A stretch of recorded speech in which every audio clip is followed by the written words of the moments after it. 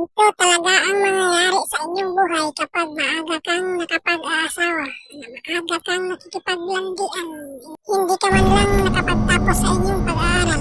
Unsa ni? Unsa ni? Unsa ni? May chat ka ng jowa sa iyong cellphone. Oh, Kaya nagalit ka unsa man ng yung chat diri sa lalaki? Si Kuan man ni, G-Paul. I love you, me. Mahal ta ka kaayo. Nani ka mahal.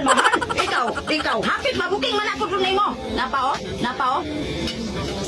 Na-miss na ko ang imong mga halok. Halok. Ha? Sabi na kong pagpa-eskwela. Dili na mamagal. Dili na lim. Na, karon ikaw. Kaya nakalagin man po dahil mo diri. Ang mali ninyo, wala yung pag-iri sa karon. Kasi mo magbuwang mo. Takpan ni Ron ni Ron. Oh, Job, gikiliti Job ko atong nagdita sa ngit-ngit. Ha?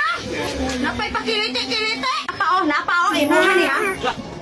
Nakahinomdom baka atong dito ta sa ngit-ngit nga nagde?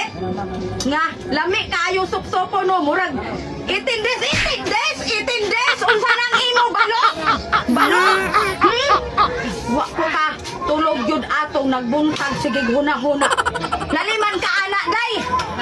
Grabe na kung pagpaning kamot para maka-eskwela mong duha. Nilaliman mo sa mga bayronon sa eskwelahan, bisag public na yung eskwelahan, pero na yung mga bayronon. Kung mag-inaani mo, magpasop, di ay mo ini.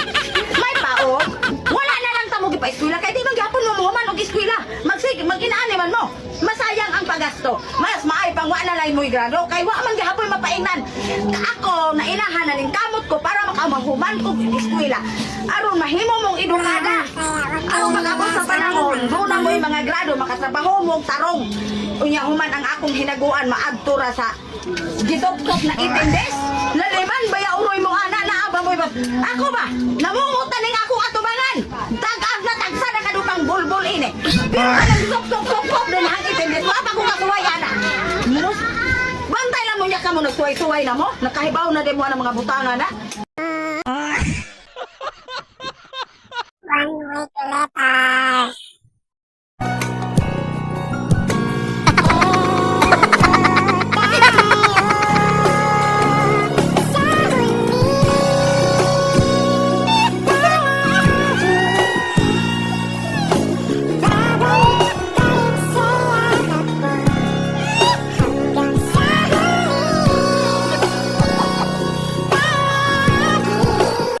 1 week later.